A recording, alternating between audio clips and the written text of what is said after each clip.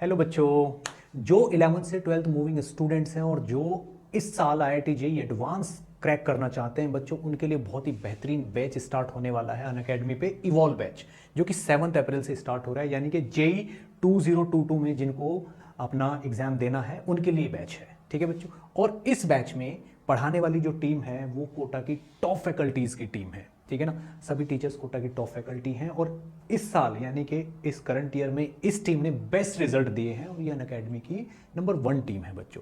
तो मैं आपको यही कहूँगा कि ये बैच आपके लिए बहुत ही बेनिफिशियल है और जब भी आप इसको सब्सक्राइब करोगे तो NKC सर लाइव करके कोड डालना मत भूलिएगा, उससे आपको 10% का डिस्काउंट मिलेगा।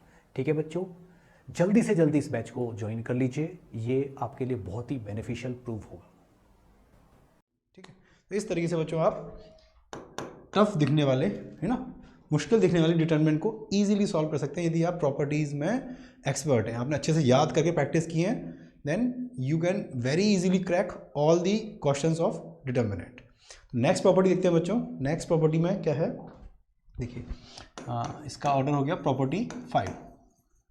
ठीक है बच्चों, इस प्रॉपर्टी के अंदर क्या है बच्चों, ये कहती है कि यदि आप डिटरमिनेंट के किसी कॉलम या किसी रो की वैल्यूज़ को as a sum of 2 numbers express करते हो, ठीक है, तो डिटरमिनेंट को स्प्लिट करके हम 2 डिफरेंट डिटरमिनेंट्स बना सकते हैं। देखिए एक बार देख लीजिए कैसे। मान लीजिए determinant given as a plus B C plus D E plus F, ठीक है, और यहाँ कुछ अच्छी वैल्यू ले लेता हूँ, चलिए x y z एंड 1 2 3। ठीक है, मान लीजिए इस तरीके से मैंने एक डिटरमिनेंट फॉर्म कर लिया। तो फर्स्ट रो के अंदर क्या है, they are express as sum of 2 numbers a plus B C plus D E plus f. तो I can write this is equal to a c and e, और बाकी वैल्यू सेम रहेगी x y and z 1 2 and 3, plus जो second values थी b d और f वो यहाँ आ जाएंगी, b d f x y and z 1 2 and 3। Basically you can split the determinant okay across one row। यदि किसी रो या सेम वैल्यू यदि किसी कॉलम में होती तो उस कॉलम को स्प्लिट करके हम 2 डिटरमिनेंट में तोड़ सकते थे। ठीक है, आपको याद होगा जैसे मैट्रिक्स में हम करते थे, मैट्रिक्स में क्या होता था कि यदि 2 मैट्रिक्स का हम सम कर रहे हैं तो उनके हर एक एलिमेंट, सारी रो और सारे कॉलम के करस्पॉन्डिंग एलिमेंट्स को ऐड करते थे। ठीक है, तब जाके इक्विवेलेंट नया मैट्रिक्स मिलता था। डिटरमिनेंट में ऐसा नहीं है, डिटरमिनेंट में सिर्फ एक रो या एक कॉलम से ही डिटरमिनेंट स्प्लिट हो जाता है। ठीक है, सारे कॉलम सारे वो नहीं करते हैं। मान लीजिए ऐसा क्वेश्चन आ गया कि जैसे instead of only 1 row having 2 numbers या सम ऑफ 2 नंबर्स, यहाँ ऐसा होता कि x plus X square Y plus Y square Z plus Z square, इस तरीके का होता।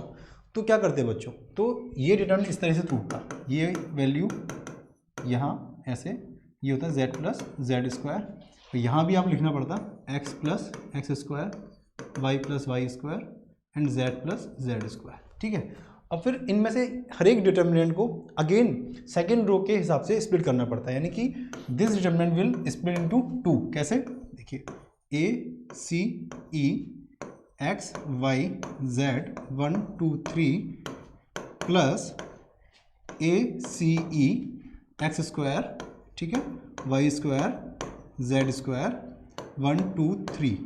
ठीक है, इसके बाद ये भी ऐसे ही 2 डिटरमिनेंट्स में स्प्लिट हो जाता।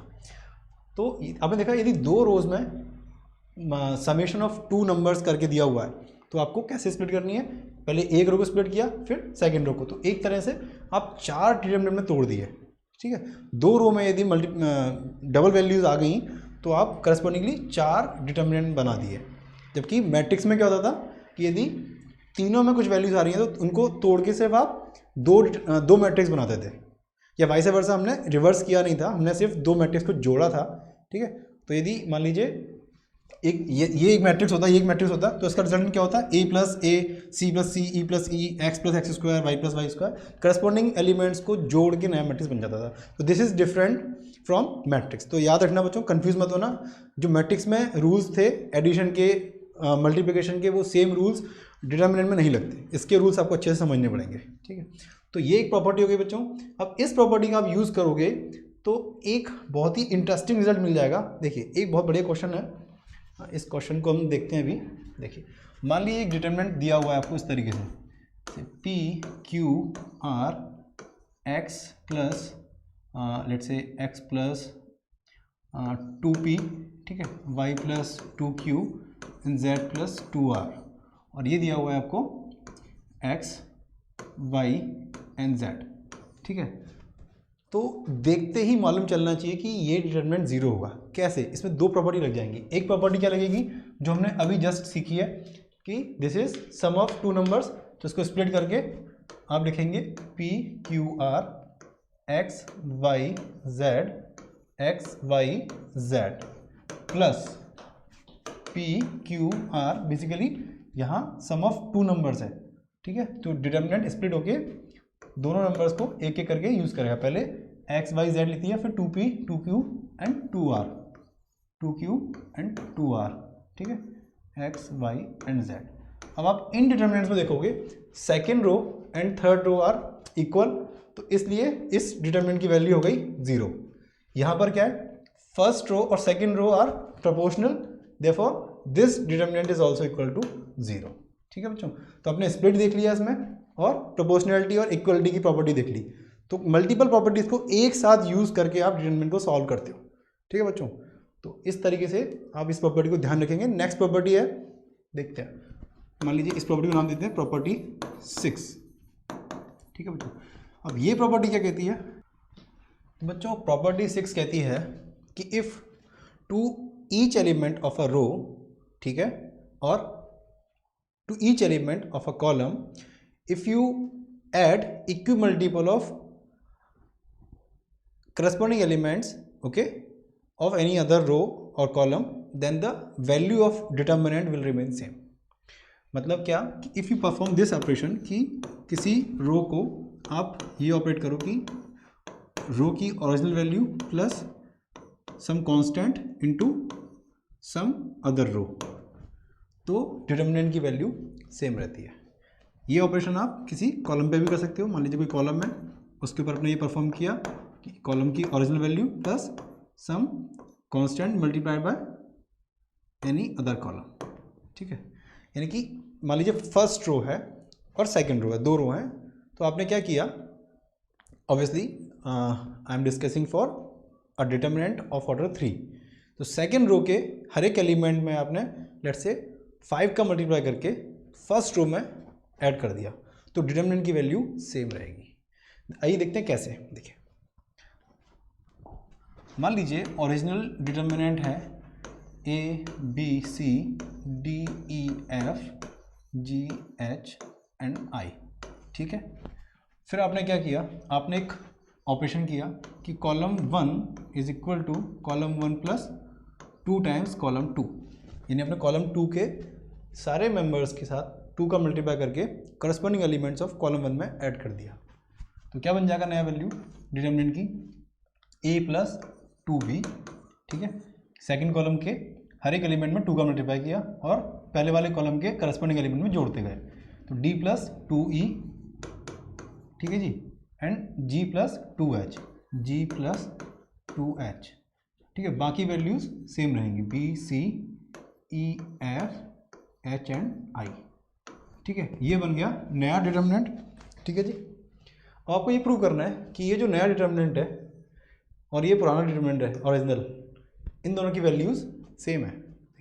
मान लीजिए इसकी वैल्यू मान लेते हैं डेल्टा 1 है और ओरिजिनल की वैल्यू थी डेल्टा, ठीक है जी। तो डेल्टा 1 को सॉल्व करते हैं, डेल्टा 1 को सॉल्व करते हैं, चलिए। तो डेल्टा 1 है ए। अब आपको एक प्रॉपर्टी अभी पढ़ाई थी मैंने, प्रॉपर्टी नंबर 5 में आपने देखा था कि यदि किसी कॉलम या रो में 2 नंबर्स का समेशन है तो आप उनको स्प्लिट कर सकते हो, है ना। You can write 2 different determinants जिसमें बाकी अदर रोज या कॉलम सेम रहेंगे और जिसमें एडिशन ऑफ नंबर्स है उनको आप स्प्लिट कर सकते हो ना। डिटर्मिनेंट की एक कॉलम में पहले वाली वैल्यूज और दूसरे कॉलम में दूसरे वाले डिटर्मिनेंट की पहले कॉलम में ये वैल्यूज आएंगी, यानी कि इस तरीके से, यानी A B and sorry A D and G, A D and G, B C E F H and I. एक तो ये डिटर्मिनेंट बनेगा प्लस ये वैल्यूज वाला ना, ये वैल्यू आएंगी इसमें 2b, ठीक है, 2e,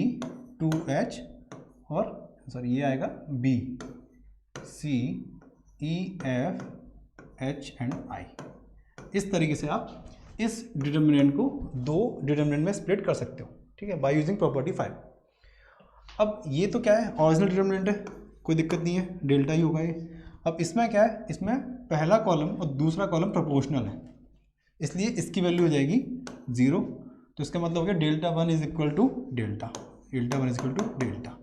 इससे प्रूव हो गया कि हम यदि किसी भी कॉलम या किसी भी रो में, ठीक है, किसी भी कॉलम में किसी भी कॉलम के एलिमेंट्स में किसी दूसरी रो या कॉलम के करस्पॉन्डिंग एलिमेंट्स का इक्वी मल्टीपल, बच्चों इक्वी मल्टीपल इंपॉर्टेंट है। ऐसा नहीं होगा कि आप बी में 2 की जगह 2 का मल्टीप्लाई कर रहे हो, ई में 3 का कर दो और एच में 4 का कर दो, फिर आप ऐड करो तब भी इक्वल रहेगा, ऐसा नहीं होगा। आप इक्वी मल्टीपल करेंगे, यदि आप बी में 2 का कर रहे हैं तो ई और एच में भी 2 का ही करेंगे। इक्वी मल्टीपल इंपॉर्टेंट है, यानी सारे नंबर्स को एक ही नंबर से मल्टीप्लाई करके फिर आप ऐड कर सकते हैं। Same thing goes for subtraction, subtraction is nothing but addition of a negative number, ठीक है। तो जो कांस्टेंट मैंने मल्टीप्लाई करने की बात कही थी, ठीक है, एक्चुअली ये रूल आपने जो देखा था क्या था, ये के कैन बी अ पॉजिटिव और नेगेटिव नंबर, ठीक है, के कैन बी अ पॉजिटिव और नेगेटिव नंबर, ठीक है जी। नंबर हो सकता है या कोई फंक्शन भी हो सकता है या कोई और वैल्यू भी हो सकती है ना। सो उसमें कुछ बात नहीं है, बट ये इक्वल होना चाहिए हर एक एलिमेंट के लिए। ये नहीं होना चाहिए कि आप कॉलम के फर्स्ट मेंबर के साथ में कुछ और मल्टीप्लाई कर रहे हो, सेकंड के साथ कुछ और कर रहे हो, फिर उनको ऐड करो, तो ये रूल एप्लीकेबल नहीं होगा, ठीक है जी। तो ये प्रॉपर्टी बड़ी इंपॉर्टेंट है बच्चों, और इन सब प्रॉपर्टीज़ के ऊपर हम कुछ क्वेश्चंस कर लेते हैं, ठीक है। प्रॉपर्टीज़ को केवल थ्योरेटिकली पढ़ने से प्रॉपर्टी दिमाग में नहीं बैठेगी, जब आप उनको यूज़ करते हुए कुछ क्वेश्चन सॉल्व करोगे तब भी आपकी प्रैक्टिस होगी, ठीक है। चलिए कुछ क्वेश्चंस करते हैं बच्चों, देखिए आइए मेरे साथ।